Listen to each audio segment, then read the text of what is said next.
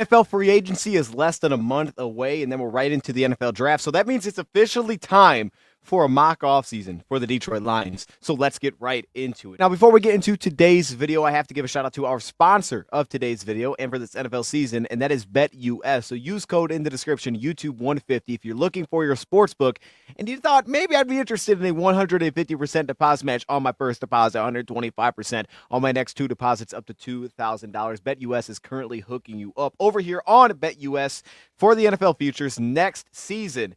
They have the NFC Conference winner odds. You can get in now with the Lions at plus 45. They're not even first right now. This is your opportunity. They're not first, okay? If you believe, this is your time to do that. I thought it was super interesting seeing San Francisco up here at 3. I understand the Washington hype. I do get it. I wouldn't bet on that one. I'm just being honest. Maybe I'm salty. I don't know. But San Francisco, I thought was super interesting to see them this high. We have Chicago, who's jumped way out here. I mean, Minnesota Vikings, which just seems crazy. So, common question of the day, Minnesota or Chicago, who finishes better this next season? But if you want to get on the action, man, BetUS is the place to be. YouTube 150. Now, let's get to today's video.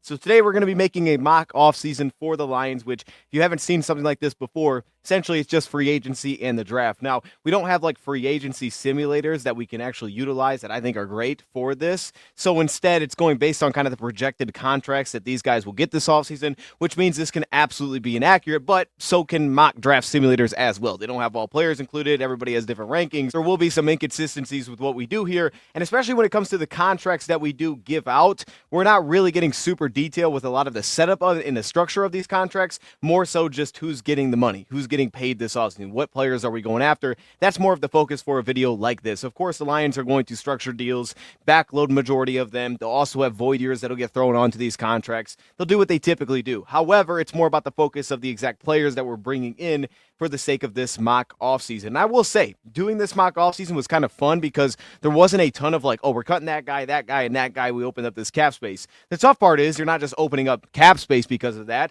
but the exciting part is the Lions felt like they were a really good spot roster-wise. There's a lot of things to like. Didn't feel like there was a lot of like, oh, we have to get this. I felt a lot of flexibility doing this exercise, and I do think that if I do this again, which we probably will, it's going to look much different. But here's my 1.0 version of a mock offseason for the Detroit Lions. The first move that we have is we are going to be bringing back Carlton Davis on a 3-year deal. Now, I tried to stick to the projection specifically here. So Pro Football Focus was projecting a 3-year, $14 million deal per season, and Spotrac was projecting 3 years, $13.8 million per season. I think theirs was also 3 years. So it's essentially the same number. I just took the $14 million and said, okay, let's run with that. Now, the way that I structure the contract is going to be different. It's going to be unique, but I didn't do anything with guarantees or worry about that. I just wanted to focus on what the cap numbers are going to be. The Lions will structure them in unique ways, as we know. I did backload some of these contracts, however, just by inputting them through the base salary like that so that I could kind of make that number rise. And then typically what will happen is by that final year, we'll have the highest cap number. We've seen great examples of this over the last few seasons, specifically at cornerback,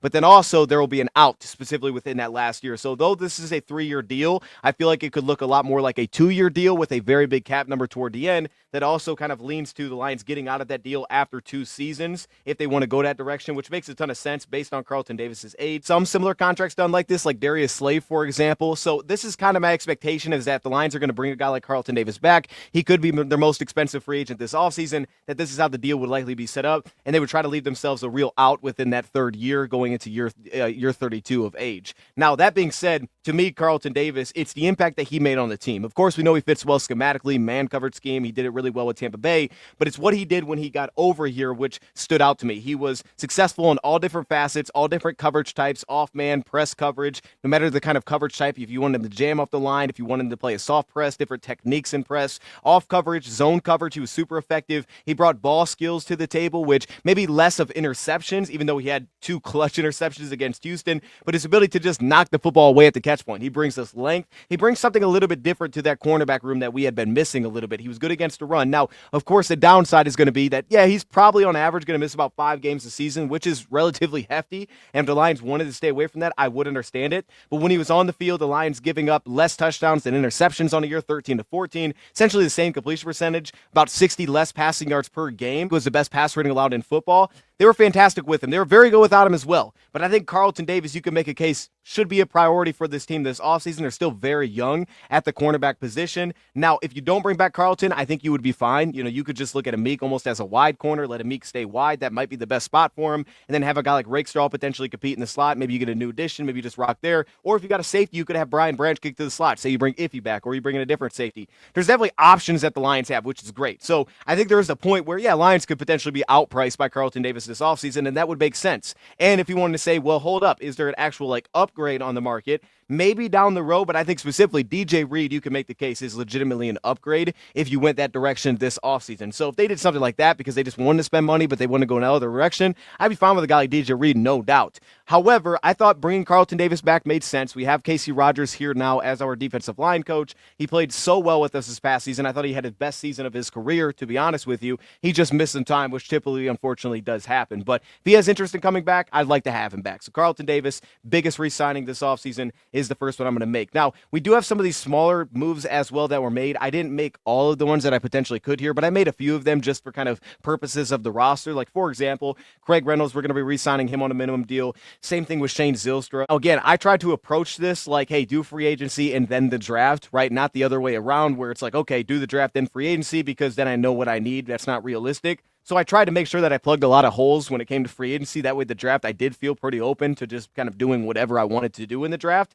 So with that, getting Shane back as our kind of number 3 tight end is great. Okay, he popped in 2022. Then unfortunately the injury. Haven't heard a lot from Shane since. I think a number 3 tight end could be very valuable on this team because I think we're going to see some fullback usage. I think Brock Wright could expand his role there. And I do think that, hey, if you don't have Laporta for a game, who's your route runner? Who's the separator? I think Shane Zylstra still brings some of that within his game. So that's why I want to bring him back on a minimum deal. Same thing with Craig. We know we trust him on special teams, and he played well last season. Like, we know he's not dynamic, but he played well when he got his opportunity a few times last season. So I'm going to bring Craig Reynolds back as well on a minimum deal. Continuing on, Al Quadain Muhammad. I know I'm messing his name up. I've done it ever since we brought him in.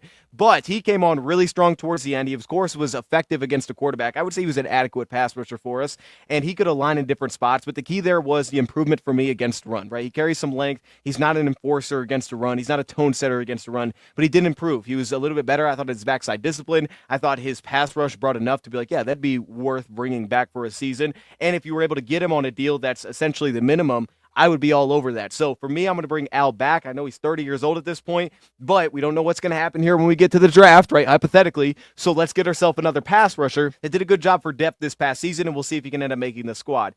Tim Patrick. Now, this is one that I went off the projected number. 1.7 million was projected. I could see this being higher. I think the age is the problem. Obviously, he had that huge span of not playing, so that's a problem. But also, when you think John Morton's back in the building, you had Tim Patrick with the Denver Broncos. There was overlap there. I think that the Lions would like to keep Tim Patrick, and I wouldn't be surprised if he wants to come back either. I think he could see his expanded role out wide on the sideline while still being very helpful in the area that he was. He fits the exact kind of build the Lions have always looked for as a wide receiver, a guy that's, can maybe get you about 400 or 500 yards per season. He had a stretch this past season where he was fantastic. Then he started to show what he could be in the red zone as well. So I think Tim Patrick, bring him back for a single season. I don't know if I'd love a multi-year deal. Bring him back for a single season. He played really well. I think he earned it, and this is a very fair price point. Out of the house a little bit. Let's go with Jaron Reed, the 33-year-old. He's going to be 33-year-old defensive tackle from the Seattle Seahawks. So potential free agent targets for the Lions. And I think with the Aleem McNeil injury, torn ACL, which I'm currently going through, and I'm actually kind of more optimistic about how long that approach is actually going to take. We saw Aiden Hutchinson running, which was great, different injury. But the Aleem McNeil thing, like for me, I'm at that point now where I'm about cleared so I could start running and jogging and, pressing again, athletically speaking, which for me, for my month span, it's about 6 months right now. So it's actually kind of perfect. I wouldn't be ready to go like full go within 2 weeks or something. It'll probably take a couple of months, but I don't think it's going to be full year. And my surgery at the time was noted to be 6 months. That's the surgery option that I chose. So we'll see what he chooses. Obviously, he's going to have the best doctors in the world, I would assume, helping him out. But I'm a little bit more optimistic that it won't be like, end of the season, we'll see Aleem. I think it could be earlier than that, but we'll see. Everybody's different. That being said, though, you understand he may miss some time beginning of the year. This is helpful. Plus, I talked about win now moves. A lot of the perception of a win now move is like a big blockbuster trade or has to be this big splash in free agency. It's like, I don't think that always has to be the case. I think this would be considered to me a win now move. It's an older player with Roderick Martin still on the roster. You still have DJ Reader that you're in some ways kind of planting right in front of maybe a guy like Roderick Martin for next season, depending on health and things like that. You did it with Kyle Pecco last year, but Kyle Pecco, from a financial perspective, wasn't this kind of investment of a $6 million deal. Now, again, Lions may structure this different to make sure that it's not all cap it this season, but he's projected 1 year, $6 million. And I think for this player, obviously, he's been a pass rush piece. He's been an effective pass rusher for years in the NFL. But the big thing for me is with his size, his length, 33 and essentially 33 and a half inch arms, 6'3", about 310 pounds. His ability to also play the run is key. He can line up as a 3 technique, but specifically can line up as a backup nose tackle as well. And one of the 2-eye techniques that we could use him in. He's got a stout build. He's got a pressing, knockback power at the point of attack. A great base for contact against the run, specifically, say, square to the line of scrimmage. Finds good break points as a run defender. I think for me specifically, this is going to be a guy that can make the floor a lot higher for the Lions. And when you don't have DJ Reader, what does it look like against the run, right? I don't want DJ Reader to have to take every single snap. Last year we had Chris Smith. He took about 9 per game. You tried Broderick Martin. There was a lot of ups and downs. I would love to see him developing that guy. I'm not giving up on him yet, right? I thought there was a lot of good actually in that one game. It just, there was inconsistency. There was no doubt inconsistency when you put a heavy workload on him. So I'd love to see that come along, but I think a win now move would be something like this. Get a guy that you feel is going to raise the floor of the team, that if you don't have Reader, your run defense doesn't fall off a cliff in that area. That could play both interior positions to kind of help you along early in the season rather than having to rely on a very young guy, for example. And I think that's what Jaron Reed can add to the table. So that's why I made this move. It's a 1-year deal. This is not going to help me in the future really at all, but he's going to help me right now. Next up, I'm going to go with another kind of interesting swing, another guy that I mentioned before, but I'm just going to do it anyway because I already talked about him, and that's Nick Akine Westbrook. Hopefully I'm pronouncing his name right. Nick Westbrook Akine. I said it backwards. This receiver with Tim Patrick, you may have thought like, okay, you're not going to get a receiver. Well, I did anyway. Now, obviously, competition is going to be in play here. Could they both make the team? Yes. By the numbers, they absolutely both could make the team. Obviously, it's an easier out with Tim Patrick than it would be with a guy like Nick based on the deal that I'm giving him here. And in that case, it could be a little bit difficult to maybe pull this kind of move off. But I think for where the Lions are at, I think they could see more workload one-on-one on the sideline. A guy that is physical, that can go win one-on-one. I think Jameson's going to expand his role there, but I think a guy like Westbrook can be very successful in that area. Last season, he kind of came on late, had 9 touchdowns, which is fantastic based on the amount of receptions that he had. He is a red zone target. He wins one-on-one. I thought he had some really good reps against the Lions. Like, he's ideally a number 2 or number 3 receiver.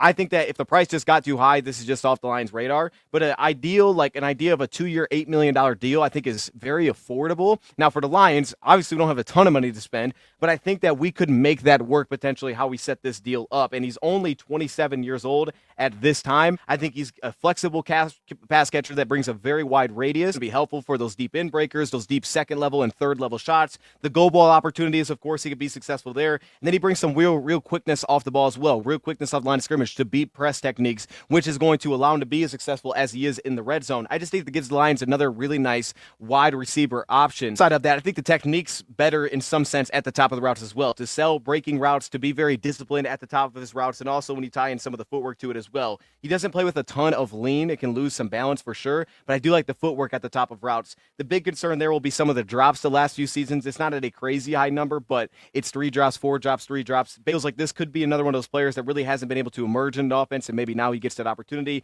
I understand that that's not really a role that's probably going to be big in this offense, but I think for this price point, if you get him on a 2-year deal, it could set you up really well, not only for this year, potentially upgrading, but also for next season, heading into what you have at receiver as being able to kind of maintain that piece and not have to keep looking for the new guy to fill into that role. Lions have had success with it. They don't have to do this, but I decided to do it because I think it's a very interesting option at possibly a really reasonable price just because of his real lack of production. More moves we're going to make out of house here. First off, Caleb Farley. I'm essentially giving him slightly more than a minimum deal. The only thing here is I would line it up where there's not much guarantees at all. Now, maybe he has a bigger market than I'm expecting, and I'm way off with this contract projection, and that's very possible, right? He might have a real market out there. He's a former first-round pick, but he just hasn't played much whatsoever in the NFL. So he was picked up by Carolina last season, and even when he was let go by his former team, GM of his former team was like, yeah, you could tell why this guy was a first-round pick just in practice. Just unfortunate. The guy has just not been able to consistently be on the field. Obviously, college, he had the torn ACLs, 2 torn ACLs. He had the herniated disc. There's a lot of things that have kept him off the field. And then on top of that all, he's still pretty raw at playing the cornerback position, right? High school, he was playing quarterback. He hasn't had just a ton of reps there because of how much time he's missed in the NFL. I think that what you saw in the limited sample size last season from Carolina was that he looked like athletically the guy that did look like the first-round talent. So I absolutely believe that quote specifically. The movement skills shined. I think he's built to be a press corner. I think with his size at 6'2", 200 pounds, his length, I think he could absolutely be a press corner out wide. But last season with Carolina, he did a lot of his work from the slot, which I think could be very beneficial for the Lions, especially if you like Amik Robertson more out wide, or especially if you didn't bring a guy like Carlton back, to have a guy that you feel comfortable that can play inside, maybe even inside and outside, but specifically inside. And I think seeing Caleb and seeing the athleticism, seeing the hip transition, seeing the open field tackling, and then even seeing some of the route development, the way that he would step in front of routes in zone coverage, there's a lot of things that I liked. And then the concerns go back to the same concerns that he had in college, which is staying connected at the top of the route, right? Inconsistency there within his footwork, the body control at the top of the route. There's some rawness to him. So to me, this would be a deal of like, okay, you have to prove and you have to earn it when it comes to kind of the offseason program. But I'd love to get him in the offseason program. And if you get him at this price, you may not be able to get him there again. We'll see. Next up, we have Mike Edwards. We're going to go safety here from Tampa Bay. Mike Edwards, I mean, the Lions, in terms of backup safety, they do have some question marks. We don't know what they're going to do with Ife Melifonwu on this mock offseason. I didn't bring back Ife Melifonwu. We'll see if that happens. I'd love to have him back. Just depends on the price point there. But we don't know what's going to happen there. And the Lions' backup safety depth is a little bit questionable. It's guys like Lawrence Strickland potentially next season. So I'd like to get a little bit more of a veteran. And I think Mike Edwards fits into this really well. I mean, he was with Buffalo last season, then he gets picked up by Tampa Bay. And I thought with Tampa Bay, I thought he looked really nice towards the end of this past season with Tampa Bay specifically. I thought he fit in well, but he plays with a lot of really good length. I think he's a very smooth mover, which opens up a lot of range, which can allow him to play some single high alignments, which we know that Tampa Bay will do. And also, he's coming from a defense that still had the creativity, the inverted coverage, flying around post-snap. He was still involved in a ton of that. He was able to pick that up during the season. I think his plant and drive technique is very fluid. There's not a lot of false movement within his game. I just think that he fits in well as a backup safety for what we could be schematically this next season. Bring a little bit of veteran presence. Still a guy that's kind of proving himself, as we saw last year, him getting picked up during the season. Don't think this is going to be a very high price point, but I think we could use some safety depth, so I'm going to go with Mike Edwards. Trevor Nowaski, I threw him in here. He's a exclusive rights free agent, so we're definitely bringing him back for competition. Dan Skipper, I'm going to bring him back. Slightly bumped his money to $1.5 million. It could be honestly higher than that. I could see him having more value. I think his age is going to be the problem. 31 years old. Going to be 31 years old is a problem for potentially a long-term deal here, but I'd love to hand Dan Skipper back. We do have Giovanni Manu. I'd love to see what he turns into. I just know from my perspective, I can't really go based on what I saw in the preseason and say I feel good about him being the backup tackle. I like we got a lot of our guys. Jamarco Jones would be great to have back. Connor Galvin I want to see back as well, who played right tackle, then missed this last season due to injury. Like, I like what we have there in terms of a lot of this youth, but Dan Skipper I think has just gotten better and better. I thought I was very comfortable when Dan Skipper stepped in. There was limitations as a run blocker, but if you could get him around this price for what he was in pass protection, I feel very comfortable having Dan Skipper step in. So again, while you're kind of waiting for Giovanni Manu to become the backup tackle, and who knows, maybe he does become that next season at this price point, it wouldn't hurt you a ton to make this move. And then still, if Giovanni Manu could take over that role, still know that, okay, I gave him $1.5 million. That's fine with me. Kendall Vildor, I think this is truly based on what he did last season. Again, a slight bump here for Vildor. Kendall Vildor played really well last season, right? He wasn't perfect, but he played really well. We know some of the limitations still feel like they're there. There's still, though, however, a connection with Deshea Townsend, physical press cornerback, wants to get contact off the line of scrimmage and win early on the route. It's not as pretty once he gets to the catch point, but he could definitely win early. And I think that Kendall Vildor, his improvement, he's absolutely worth bringing back and just having some stability at backup wide corner specifically this offseason.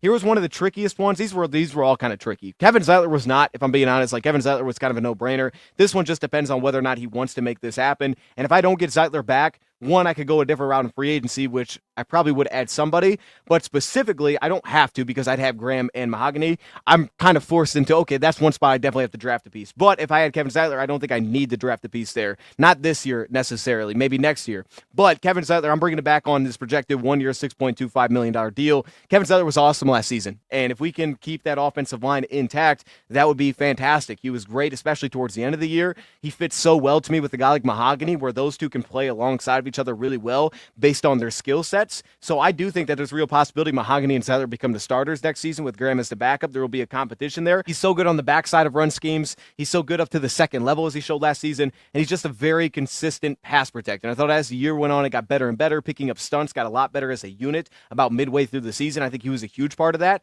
So Kevin Zeitler bringing him back was a no-brainer. Just depends on whether or not he wants to. Now, the two tricky ones were, of course, Derek Barnes and Levi, making decisions there. So for both of these guys, I don't know what Barnes is going to make. You could see the $6 million cap hit. I end up giving him a 2-year, $14 million deal. We've seen linebackers kind of in his realm in terms of production get that sort of deal. And because he missed so much of last season, I think it would be hard to, one, get much more of a long-term deal. The Lions could look at this and say, let's go 3 years, keep it a little bit on the cheaper side, and that could benefit us in the long run. Meanwhile, we get a guy that we trust. Even though he's coming off an injury, we still trust him. And I think it's a weird spot with Barnes because I don't think the injury concerns the Lions that much. I don't think it should concern the Lions that much. I think you feel good about him. How do other teams feel? I don't know. But I think we feel confident giving him a longer-term deal. However, it's just going to be the price point. And for me, Derek Barnes has just been on an up and up. He could still play Mike linebacker. We found a role there that's successful. He's been a lot better in coverage. I think athletically he looks better, but he's found his fit as kind of our Sam backer on this defense. He's gotten better as a pass rusher. He's not great. He's probably best at average, but he adds something to that. And as a run defender, that's where he shined. And he shined there last season specifically as well. His length is fantastic for that role. He can cover tight ends into the flat and up the seam a little bit. He has that long speed. I think Derek Barnes, because of his flexibility as well, he feels like a core piece. So I ended up only going 2 years here, $6 million cap hit this year, $8 million next year. I could see the Lions wanting to stretch it to 3 years, but for now I just went 2 years because I think as well as he fits this team and as much as he's earned this contract and he's gotten better, I do think for the role that he plays, I don't want to say there's limitations, but I feel like in some ways, like there's just only so many snaps that he can actually get outside of just guys getting injured. So it's very valuable. I just think there's a price point that could be a limiter, and even in terms of the length there. But I'd love to bring Barnes back. And then we go with Levi. And initially, I probably wasn't going to make this move, but I think again with the Aleem situation, bringing back Levi would be really nice. At $8.5 million per year, that's what he's projected. If this thing is 13. I'm going to be honest, I'm probably just not bringing him back. Like, if it's 13 a year, I'm not doing it. Unless it's like a 1-year deal, and then I can kind of split between 2 years, and then next year maybe I have some void money, but I'm not locked into another contract. If it's 13 per year for like 3 years, I'm not doing that. If it's 13 for 2 years with a lot of guarantees, probably not doing that. Unless it's more like 1 year and I could split it, or if the price point is just much lower. But a 2-year, $8.5 million, that to me is kind of borderline, and in this case, I'm willing to do it because it's only 2 years. Longer than that, I don't think I'd do it. I think for me, it's a limit of 2 years for Levi at this point, unless that price is way cheaper, and that's because of there is truly injury concern here. Now, I do think that them going to defensive end was interesting in terms of what they thought of Levi this past season, but I think they wanted to keep him on the field and find a role that they felt good about, and I think for Levi, he was fine as a defensive end for us. He's a pocket pusher, truly. He fits that mold. But I think his ability to then step back into the inside towards the end of the year and fill in when we had injuries to a guy like Aleem is what showed off. He had his best game of his career, in my opinion, as a pass rusher against Minnesota. 9 pressures in that game showed that he was capable of really wrecking a game, specifically as a pass rusher for the first time. And Levi, really, towards the end of the year, was one of the better pass rushers on our team, maybe the best, depending on the game that you looked at, was Zadarius Smith. Sometimes it just went quiet because of our inability to consistently stop the run. That, to me, is still in some ways a work in progress. Of course, I love his length there. I think the movement skills have become a lot better laterally, but there's still some inconsistencies I feel against the run. That being said, though, a 2-year deal at this price point for a guy that's a descending pass rusher, it feels like a steal. It's just, where do teams value the concern of injury versus teams valuing how he's going to fit defensively? Does he want to be here? Does he want to try a different schematic style and try to fit somewhere else? I think for the Lions, having guys play inside and outside is going to be valuable for a guy like Casey Rogers. I think he's going to appreciate that. So I decided to bring back Levi. You have a guy like Zadarius Smith, who is really the one like obvious cut option for the Lions. They could do some other things, but like the most obvious would be just cutting Zadarius Smith. I don't want to do that, so I didn't do that this time. I really considered it heavily because especially for next year, that's the big problem I have. I could see the Lions wanting to kind of renegotiate some sort of new deal here. The $5.4 million dead next season is what hurts. It's not as much to me the cap number this season. It's the fact that I know if I keep him on the same deal, I'm just going to have to deal with that dead money. But at the same time, giving him a multi-year extension, I think it's very risky as well, and I don't necessarily want to do that either. So if we could find some way to kind of renegotiate a deal to lock him in for this season, even if it's the same cap hit, but potentially kind of ease the back end so we can get out of it a little bit easier. However we could try to make that happen, that would be fantastic. But for now, I just left it as is. I hate the fact that we have that dead money, but I really don't want to lose a guy because I don't think you're going to get a guy that's that productive, even just as pass rusher alone. Not even talk about the run defense. I think he was fine there last year. It wasn't great. It was a downgrade when we had to kind of lean on some of our backups against the run. I thought that was a huge issue, but he had 40 pressures as a line. I don't think you're going to find that for that price point on the market, and I don't have really any reason to believe like he's slowing down. I didn't think he showed that he was slowing down at all last season. He's just not an enforcer against the run. So there can be some limitations there, but I do want to bring him back because I think he gives us something something. Plus, we give up a draft pick to get him. So I'm just going to keep Zadarius Smith on his current contract, and that could be one of the easiest chess pieces for the Lions to move around. So look, I thought about this, and this is what I decided to do. It's a mock off season. We might as well have some fun with it. So I'm going to have some fun with it, and this is how we're going to do it. I'm going to be letting go of Jalen Reeves-Maybin. That's going to be one of my key cuts here. Don't want to do this for special teams value, but for financial reasons, we're going to do this. We're also going to be moving off of Stanley Thomas Oliver, who was signed with the Lions as one of our depth corners. We brought back some cornerback depth, as you're going to see as we continue through here, so I don't need to keep him around, and that puts me at about $9.87 million after we make one new addition to this free agency class, and that is going to be signing linebacker Dre Greenlaw on a 1-year, $6 million deal. Now, I didn't do this with a lot of the deals. Keep that in mind, so I didn't deal as deep like this. And there is some part of this that does stink because I am just setting dead money into next year. But it could potentially open up the real world for an extension. And if that extension did take place for the Lions, because he was only projected a 1-year deal. So ideally, you maybe go multiple years to make this make sense rather than just having dead money. But because he's only projected 1 year, I'm just going to stick to the 1 year. I'm just going to set it the way that I want to set it.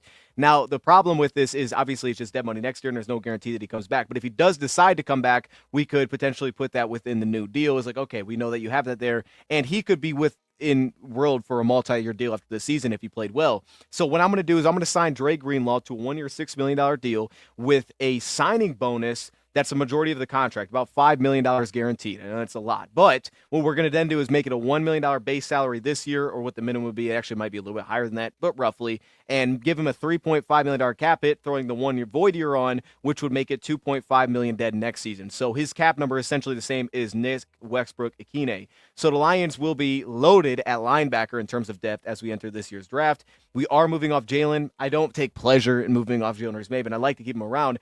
I just think Dre Greenlaw has an opportunity to prove that he could be the long-term starter, and I don't think we have a direct replacement for Alex Anzalone going forward right now. And I think that if we didn't have Alex Anzalone in the game this next season, I think we would struggle because I don't think we have an Alex Anzalone replacement on the team. I think Jalen's the closest thing to it. So Dre Greenlaw at 6'2", 230, definitely undersized, kind of fits more of that linebacker build that we had last season, right? Some of our smaller guys that we had later towards the year with Jack Campbell. He can play alongside Jack Campbell, but I know people will be concerned about the injury, which is why the contract is what it is, coming off an Achilles injury. I thought he played great when he was on the field. They just shut him down. I mean, his backside's quickness, the scrape speed, which I think is huge. Teams were killing us on gap scheme last year. I put Greenlaw in the game. I think he makes some stops on that. He just diagnoses it. He gets over top and makes some stops. His coverage burst is great. I love the way that he kind of intentionally works through different targets. Like he gets his eye set very quickly onto the next route that could potentially be coming his direction. The lateral twitches there, the transitions are very good. They work through the quarterback's eyes. There's an explosive downhill finishing quality. There's some oomph to his game. So for me, I'm going to bring in Dre Greenlaw. We're just going to have some fun with this. Let's not be too basic, and let's bring him in. Now, ideally, then maybe now I'd cut Zadarius because I could open up, again, not having that dead money next season or find some way to restructure this deal. But as of now, we're going to leave it as it is. Dre Greenlaw, who's going to be 28 next season, is going to be a Detroit Lion. Will he want to do this? Probably not. So if you want to just act like I didn't make this move, that's fine. Keep Jalen. Act like we didn't sign Greenlaw. You can keep it like that. If you want to act like I did, act like I did. For this case, I am. I'm going to say he was interested. Will he be interested? I don't know, because he'll probably want to be a starter. My sell would be, look, we rotate our linebackers. You know that, Dre. We rotate our linebackers. And you play well this year.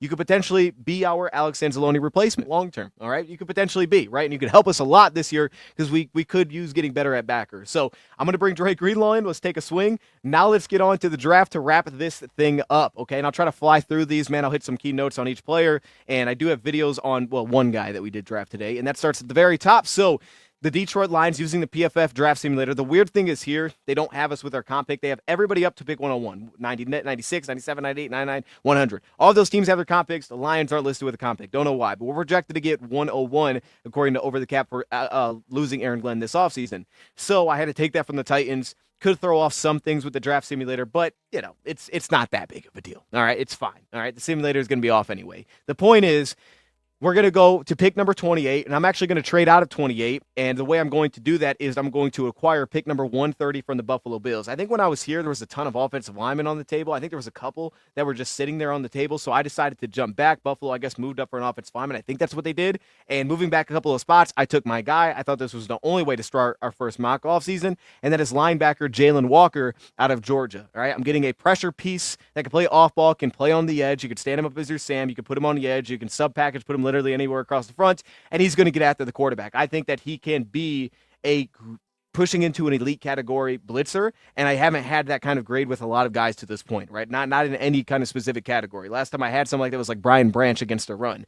I have that with Jalen Walker. I don't have him elite, but I have him pressing into that category. I think he's that talented as a pass rusher. Skill development that needs to be happen here. He's a young player. He's a 3-year junior, very young. He's like an outside linebacker build that's a little bit on the smaller side for me. However, at this spot in the draft, I think he's one of these players that are very worthy of a first-round selection. I think he plays the game very fast. The instincts of playing off-ball linebacker to me are just average right now, so I think to speed him up, make him play as fast as early, just let him attack the quarterback. Let him get after the quarterback, put him on a line, simplify some of the responsibilities. But to me, he plays with very good stoutness, a good shed ability. Those things can both translate on the line of scrimmage, even if he is a little bit undersized. And his ability to navigate trash, which I have a little bit lower, again, to me, won't be as big of an issue as an off-ball backer. I think I said when I did my video, you could check out the full breakdown, that if you grade him as an edge, you'd probably have a higher grade than you would as a linebacker, even though I'm just late grading as a linebacker for the sake of that video. I think he connects on so many positional factors to be an impact player. He's tough as heck. He plays special teams. He could be a very impactful special teams player. And to me, it's just the kind of being the leader, the guy of the second level that's going to get guys all directed. Probably not his role immediately. Is going to get after the quarterback. So we're going to get Jalen Walker, young player. This is long-term here,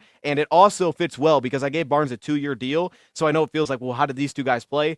We'll figure it out. You get a pass rusher on the field. Everywhere he's going to be out there on third downs. But the key is giving Barnes only a 2-year deal, potentially after a season could be the guy going forward, right? It's going to open that door for him going forward. And then also you have the flexibility to kind of wait and see how that all kind of pans out and where he fits the best. Because I think there is some projection here for sure of where you're going to put him. But for me, Jalen Walker he's a dog. Let's take him in the first round. So now, after acquiring pick 130, we're going to make moves, y'all. All right? We're going to make moves. This is not going to be me just standing here and picking right where we are because it's a mock draft simulator. It's typically drafts the exact same. So you have to move around to get certain guys, or you're just going to be drafting the same handful of guys likely at the same spot unless you take someone that's lower ranked. So we're going to move around. So in the second round, I ended up moving up. I went aggressive here. All right? So I've been through a lot of different options, a lot of different considerations, watched a lot of players over the last few days. And I got aggressive. I'm going to move up from pick number 60, where the Lions reside, and move to pick 44, which took a lot. So I tried to stay pretty true to the mock draft, to the draft trade chart, while also kind of sticking with what PFF would allow me to do. I didn't do anything that I felt was like, oh, that's not reasonable. I didn't do anything like that. So here, I moved up from pick 60 and gave up pick 101, which the Lions currently hold, which is going to be the comp pick, 130 that I just got from Buffalo, and pick 132. 132 is one the Lions already had. In return, I got pick 44 and 149. So I essentially went back 17 spots from 132 and then gave up 101 and 130 to move up 16 spots in the second round. So with this pick, the Detroit Lions, because again, I don't think we're plugging a lot of holes. We're just trying to get players that we really like. I'm going to select TJ Sanders, defensive tackle out of South Carolina. In terms of size, may not have your typical build you think of an interior defense lineman, 6'3.5", 284 pounds, but he's only 21 years old, had a 12.5% pass rush win rate, 8.8% run stop rate, which is fantastic. I just loved watching this guy instantly. And I have some background because I used to do the South Carolina game, so I knew of TJ Sanders, but he has broken out recently. And I think for me, what shows off is I think he has a pretty nice frame, specifically in the lower body. I think he's built pretty well to play on the interior. He handles single blocks. He plays with a lot of explosion through the lower body, creates a lot of force through the lower body, I think through the hips specifically. I don't think his speed to power is always fantastic. I think it misses a little bit within the upper body. Some of this is the true strength there, but he brings core strength. He brings an ability to shed. The run stop rate, it's not by accident. He has excellent vision for the ball through contact. He shows that ability to kind of play a gap and a half style, specifically kind of press through blocks, read off it, then make the play, but be explosive off field initially. It's a very good pass rusher that has great contact balance, can continue to work through contact, can open up bull rush opportunities. I think he plays with a lot of like torqued leverage specifically and some real short area quickness, which I think opens up a lot more than we've even seen to this point that he can tap into as a pass rusher when he gets singled up and gets one-on-one opportunities. He's got that lateral shake at the top of his rush. To me, it's the shed ability, which shines, his ability to be an impact player, to find the ball. Now, he will pull himself out of plays at times. That will absolutely happen. And I do think there's still inconsistencies here. Sometimes when I feel like he fails to get wide and kind of stay square to the line of scrimmage and settle himself down, but he does show enough flexion to, I think, truly corkscrew and be able to hold his ground and be stout enough for kind of more of like a 3 technique role if you wanted to plug him in there. He's got a very similar build to a guy like Levi coming out, maybe not in terms of like actual presence on the field. Levi was a little bit smaller in the lower body, especially the ankles. I think that this is a player that has somewhat similarities just in terms of pure measurements, and he can absolutely get off the ball. He's very explosive in the first contact off the ball. He can fly off the ball specifically. So for me, I'm going to bring him in. I think he could play some defensive end as well, but I definitely think he can help us on the interior. In the meantime, he could help us very quickly with the Lee McNeil injury. And then down the road, could he be like a Josh Paschal replacement potentially? Could he bulk up, be a little bit more comfy in the interior potentially? I think there's a lot of flexibility on the front here because he could rush the passer and he could play the run. So that is my second round pick. Now, we ended up having a little bit of a break here because I made those draft trades, but I feel good about this, man. We loaded up on the trenches immediately. Kind of feels like our first draft, right? Just loading up on trenches to get things going. So we have to wait all the way until round 5, which is realistically insane, but that's just where we're at. And at round 5, pick 149, the Detroit Lions select tight end Jake Brinkstool from Clemson. Now, Jake Brinkstool was one of the first tight ends that I had watched this year. We did our tight end rankings over on Draftaholics if you want to check that out. And Jake Brinkstool was one of those guys that I had considered putting in my top 5. I didn't put him there. He never got there for me, but I considered it because I thought he had a real ability to open up as a pass catcher. I thought he had a good release that could get him off the ball. In line specifically, I thought he played with good discipline as a route runner, which is key. He played with some awareness. I thought working through zone coverage as well. He ran concepts well. He had active hands to keep himself free as a route runner. I think the problem as a run blocker is a little bit more of the technical side, like holding at the second level, the footwork not being consistent, kind of losing his base, losing his foundation through contact. But I do like the way that he enters. I think that there is some leg drive upside here in line as well. He just needs to improve his entry. And I do think that he's a guy that has an attacking demeanor. I think that he won't be an elite route runner, but he can definitely separate. He has to kind of finish the process a little bit more as a pass catcher before he gets to run in the catch after opportunities. And to me, the agility isn't fantastic, which limits some of it. But he plays pretty polished as a route runner. So for me overall, I'm going to bring in a guy that could potentially be our tight end 3. I think, again, Brock's going to be utilized at fullback some this year. So if you also had a game where you didn't have Sam Laporta, it could be very beneficial to have another tight end in the mix. I mean, we've kind of moved off that number 3 tight end position. Like, it's kind of in limbo right now of who's going to be the guy. Let's bring in some competition. All right, that moves us on to the 6th round at pick 176. The Detroit Lions are going to go back to the trenches, and we're going to go offensive line. I struggled here because I was really going between 2 players, but I ended up going with and trading up for Jonah Monheim. I think that's how you say his name. Actually, I'm not sure at all. The center out of USC at 6'4", 307 pounds. I ended up trading up for this spot. So we have a lot of end of the draft picks. I ended up giving up pick 194 and 229 to move up to 176. So I moved up about 18 spots, gave up one of my later picks to make sure I could go up and get one of the offensive linemen that I liked. I don't love the end of the offensive lineman class that I've seen so far. So there's only a couple guys that really could fit. And I think that thing that Jonah does is that he brings an ability to play in a scheme diverse offense, which I think is key. So I think that could translate pretty well here. I think there's true limitations, which concerns me, specifically with his length. I think that concerns me a ton and how much upside there truly could be within his game. Good reactive athleticism. He's a lateral athlete. He can create some depth. He can create some depth in kind of his anchors and some of his pass sets. Some late recovery ability as well. He's constantly working to stay square into contact a little bit too often, just kind of a forward lean. You'll see him kind of falling on his face where he doesn't have some of that length. He'll overset a little bit as well on interior defensive lineman. I think just getting overly aggressive. And he plays with some hit and miss footwork when he's trying to seal runs or pop run plays and kind of open things up to the next level. But he does play with the flexibility to recover in some awkward positions, which I think does show up. He plays with some pad level. His length is, to me, the problem. He doesn't latch consistently on the first first strike attempt. He's a hard worker. He can move in space. We saw him kind of use it like that lead blocking puller, and he's a very active, pass protector. He's a very active in pass support. I would just like to see a little more nastiness. There was a couple guys that I considered here. I won't say who they were because, next video we could include them. But for now, to get a guy that I think already has proven that he can play up and down the line of scrimmage, and he played left tackle in 2023, played center this past season. He's got very short, just over 30 inches. I think he's only kind of built for center, which is unfortunate at the next level. But I think that he does show that maybe there's enough football intelligence there and potentially enough athleticism to be scheme diverse and try to battle and fight into making a potential roster spot. And backup center is kind of up in the air a little bit now going forward. This doesn't feel like the Frank Ragnow replacement. I don't know that he can actually get there. I don't think he has the athletic traits to really rely on that. But could he be a journeyman backup center? I think that's potentially on the table. All right, our final 2 picks of this year's draft we're going to make another trade here. So I had 226 and 245. I decided to give those up to move up to 225. So I literally swapped for one spot. So I basically went from 245 to 252. So I backed up 7 spots in the 7th round to swap one pick with Miami Dolphins to go up one spot just to ensure that they didn't take my player, and that is Malachi Moore, safety out of Alabama. Now, Malachi Moore to me was someone that I loved coming into the season. I think he dropped a lot of steam throughout the season, and I think it's because you're trying to project where he can actually play at the next level, and it's kind of an interesting fit. 5'10" and a half, 205 pounds. But what I do think is that obviously the numbers tell how successful he is in coverage. Of his downhill angles, I think he's fluid in those spots. There just is some false movement when he's playing the free safety role, which could need some work. He's got adequate long speed. He's active underneath in zone, and he's a nice wrap-up tackler. I don't think he excels in one specific category, but he plays everywhere for that defense, so line in the slot for that defense.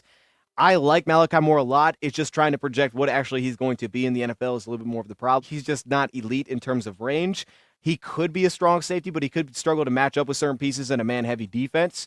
But overall, I think in the 7th round to get a guy that's this versatile, that can be a leader of your defense, and that also has the amount of ball production that he has, I think is something that I just wanted to jump on and ensure that I got done. And that leads me to my final pick, which is definitely a swing here, but I was like, we might as well take it. And that's going to be Tommy Hill out of Nebraska. Now, unfortunately for Tommy Hill, he was dealing with a foot injury that ended his season last year, and even their head coach talked about how, look, when this guy was out there, I mean, he was playing half the speed, and it looked like that. I mean, you watch him against Indiana, maybe more even or Illinois, the first touchdown he gives up, he doesn't even look like he's running. It's like, what the heck's wrong with him?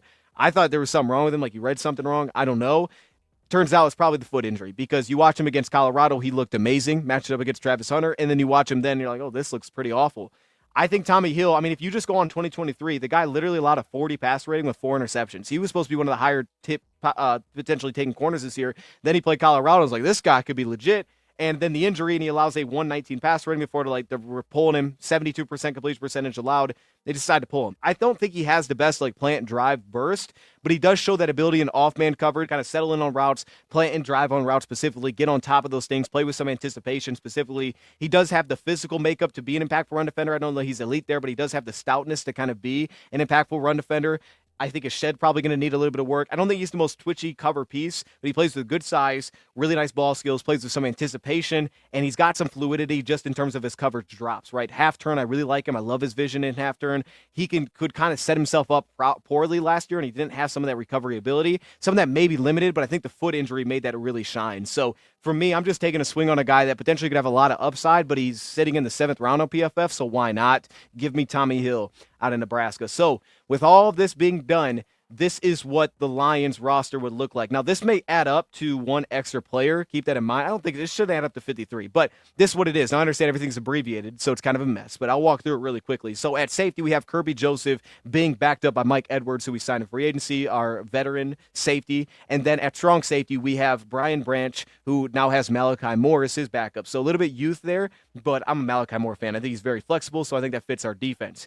On to the linebacker. I love what this is looking like. We have Alex Anzalone next to Jack Campbell. Backups will be Malcolm Rodriguez, Dre Greenlaw, and Jalen Walker. Now, I think you could say that Jalen Walker is a starter. That's fine. It doesn't matter how you list this. He probably would be. And then Derek Barnes could be your backup, Mike. You'd have flexibility there because he can play off-ball too.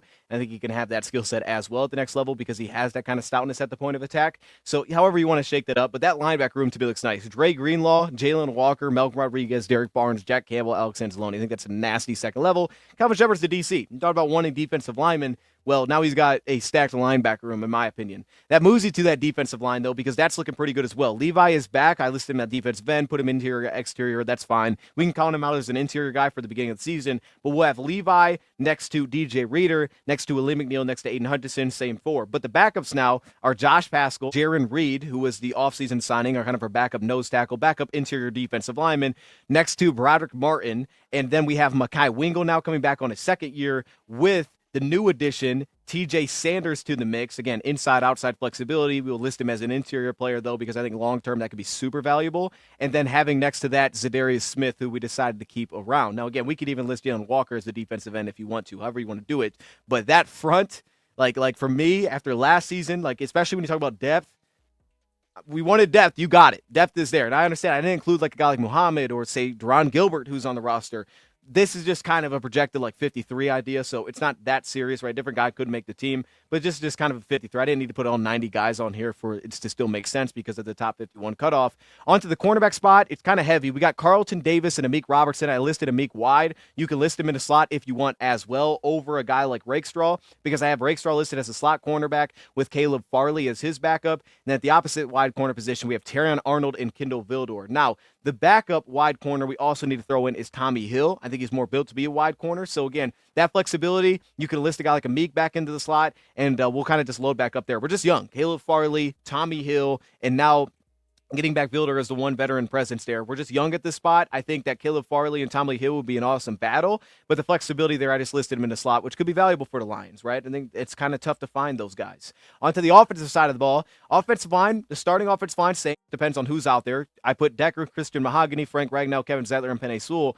The backups, though, is now Dan Skipper. Next to him is going to be our new addition, Jonah Monheim. I think is how you say his name. We'll count him as the backup center, with Graham Glasgow and Giovanni Manu to round out that 9 offensive linemen. At tight end, the new addition, Jake Bringstool, is going to be our third tight end, with Brock Wright and Sam Laporta. Quarterback, Jared Goff and Hendon Hooker holding it down with 4 running backs, same of last year. We're going to bring back Craig Reynolds, Jahmyr Gibbs, Dave Montgomery, and Sione Vaki. And then to wrap it all up at receiver, we're going to go Jameson Williams, Nick Westbrook, Akine, Amon-Ra St. Brown, Tim Patrick, and Khalif Raymond. Ronnie Bell is in competition. Other guys are in competition. Caleb does make the team. Maybe keep a 6th receiver. And then, of course, special teams remains the same with Jake Bates, Jack Fox, and Hogan Hatton. So that is a projected 53 based on this offseason. Super interesting. It was maybe a little bit over aggressive in free agency, but I thought I'd have some fun with the first mock offseason. Let me know your thoughts in the comments below. Thank you, Prop, for watching. Shout out to today's sponsor, BetUS. Use that code YouTube150, and I'm out.